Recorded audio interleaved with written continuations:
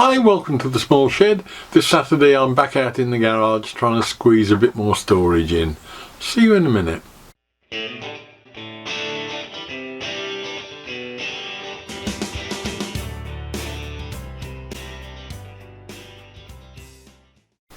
Now, as with the shed, out in the garage, the paramount thing really is to get as much storage as I can in, because by doing that it gets stuff off the floor, it gets off workbenches and all that sort of stuff. So I've got a few little spaces left out there I'm going to try and fill in, and hopefully that will get me a clear workbench. So let's go out and have a look at it.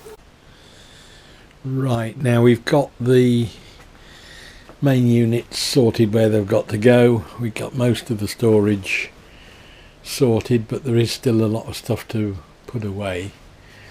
There are a couple of gaps left. There's a tiny piece over there. There's enough for a 400 wide unit over there, and I'm going to put some over bench storage up there. I didn't want to put them too low in case I bash my head on them, but some like cupboards you have over a cooker I'm going to put up there, and they've just arrived, so we will have a look, see.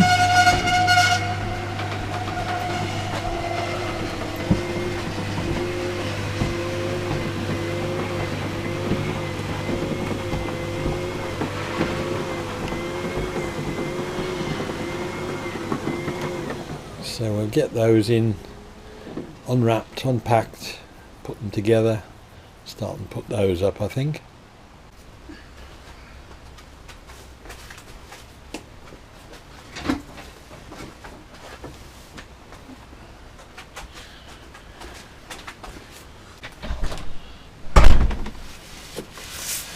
Right, so let's have a look and see what we get for our money on one of these units. I know I could have made it cheaper myself and all that, but sometimes you just want to get things done.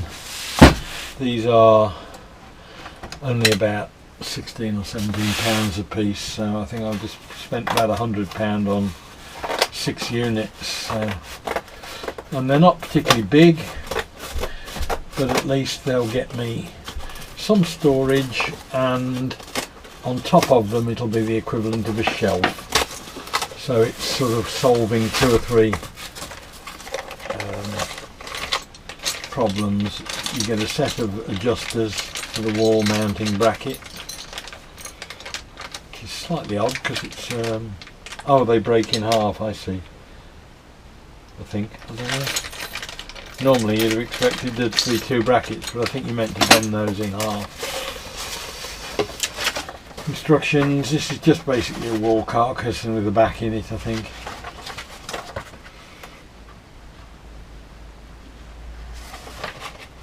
And yes, you break the stamping in half on there to get the 2 brackets. So we have a, I presume there's a top or a bottom, some dowels and fixings,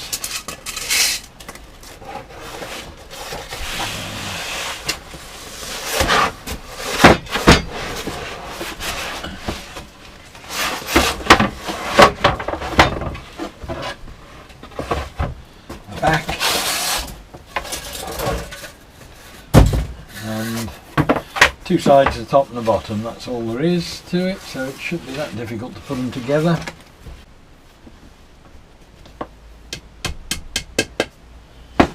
We've got the cam locks to go in. Whoever invented those must have made a fortune, or at least they should have done if they'd got it right with their patenting. So we've got 8 of those to go in. So right way around.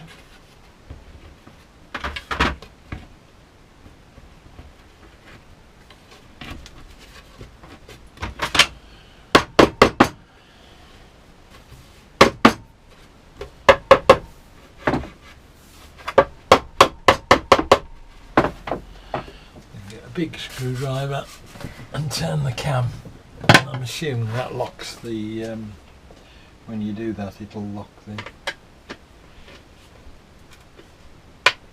side in.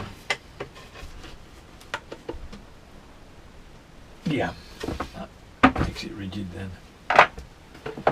One on the other side. So put the 16mm screws in that are there to fix those.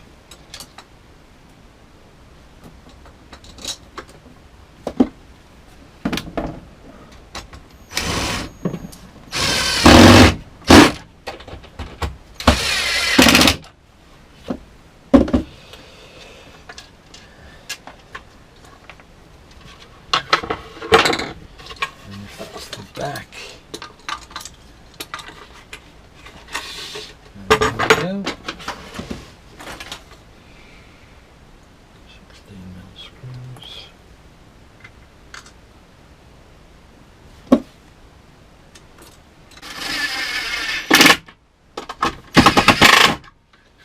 Right. 4 cam locks on the outside.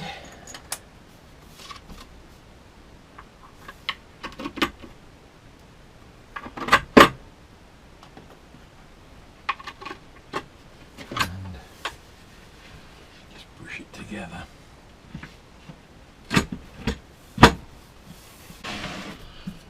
Tight. And do up the other 4 cam locks, and we're just about there.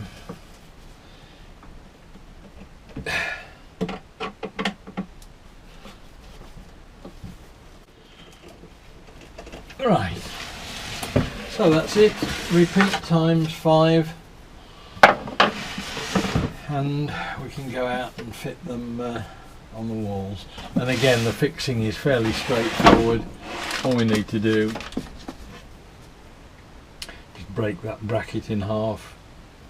A bit crude really, but there you go. Those are then screwed on the wall, and then these will hook up and can be adjusted from the inside to both go up and down and in and out. So you loosen them off. Let's get a Phillips screwdriver.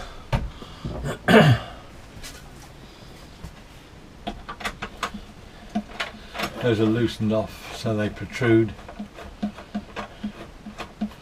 and then you can slide it onto its fixing, and then you tighten them up and it'll just pull it back in tight to the wall.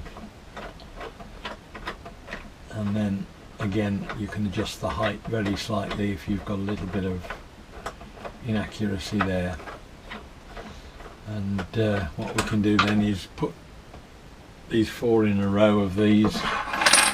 Right, so I'm going to go and do the others and fix the brackets on the wall, and we'll go and join me when we're hanging them up on the wall.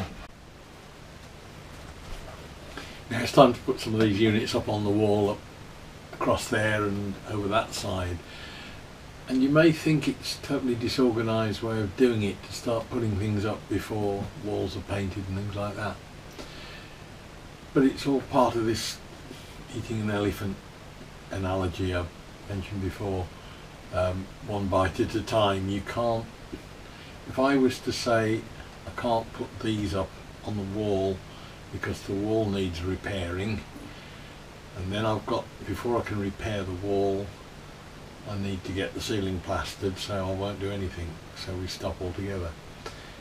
If I put these on the wall, at least it means I can get everything tidied away, and when it's time to do the wall repairs, I can just take off the 1 or 2 units I need. It's not a massive job.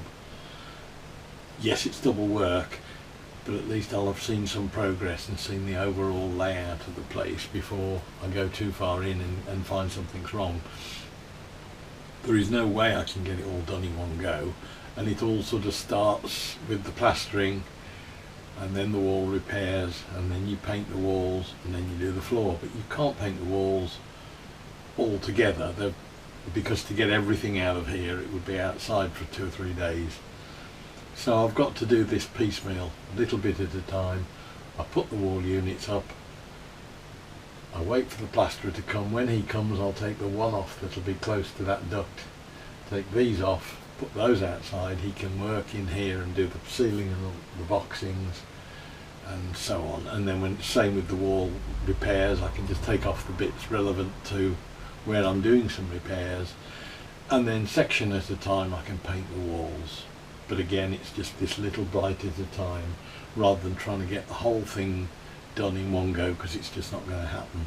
And it's that very size of the problem, that whole idea of I can't do this because I've got to do that, I can't do that because of that, that just stops the job dead, and has been stopping it for, it's stalled this project for several years, because I've just not been able to see the big picture, or I've had the big picture but I've just not been able to sort of break it down into small enough discrete chunks to be able to do it without having to sort of get a storage container and empty the place. So we're going to put the units up. I'm just going to mark a line around the wall, same height as that one, and then 25mm down to put the brackets in to hang these units on.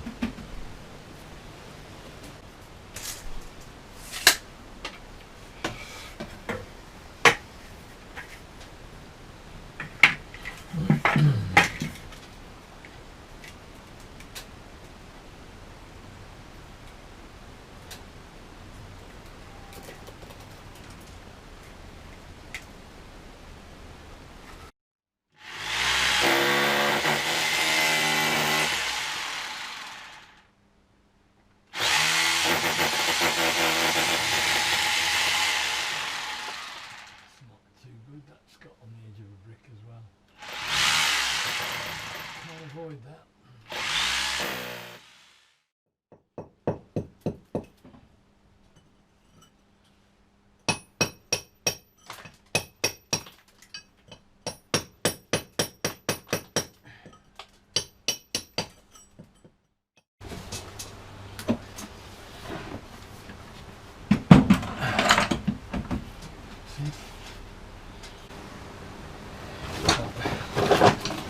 That's a useful tool in the armoury of things to have, certainly for kitchen fitting. Gets you right to the back of the unit. Just tighten these up now. Pulls it into the wall. It's just about right for level as well. So that's worked out okay.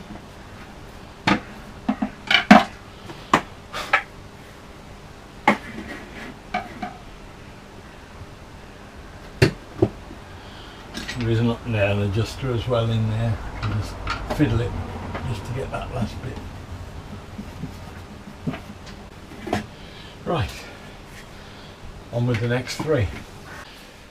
So that's got all of the top units in, giving me a little bit more storage. I'm going to get some boxes to fit in them, probably these that I use a lot, because they enable you to fill that space up far more efficiently than it is at the moment. And of course that whole lot needs sorting out anyway, but it's out of the way now at least. Again, it's the same thing, bit at a time. I can take one bay at a time, sort it out, throw away what's not wanted, and get on with that. I've put the other two units in temporarily. Again, some of these things will be moved round. I'll probably be using the shelf brackets anyway, so that'll soon be empty, and I've squeezed the unit in at the end there. All useful storage.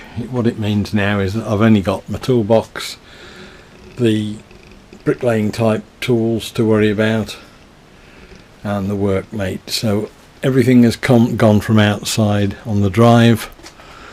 I've got my workbench back empty, and we can start and probably put a tool wall along that back face and some lighting, but again that will be a later thing to do. But at least my storage is now pretty much maximum that I can get in here. Right, so that's got me as much storage as I think I'm realistically going to get out there, and it's got me one stage further on to getting the place into being a usable space. There's one more thing that I may well do before we get the plasterer in, and that's sorting out the back door. There's a bit of a draft coming through that, and there's some problems with weathering on the actual door itself. So in a couple of weeks time hopefully we'll get around to doing that, and then we'll be ready to get the place started to get the plastering done, and that will be the beginning of getting the whole of the garage into a usable little workshop. Hope it was of interest. Look forward to seeing you next week. We'll be doing something different, I hope, and I'll see you then. Bye.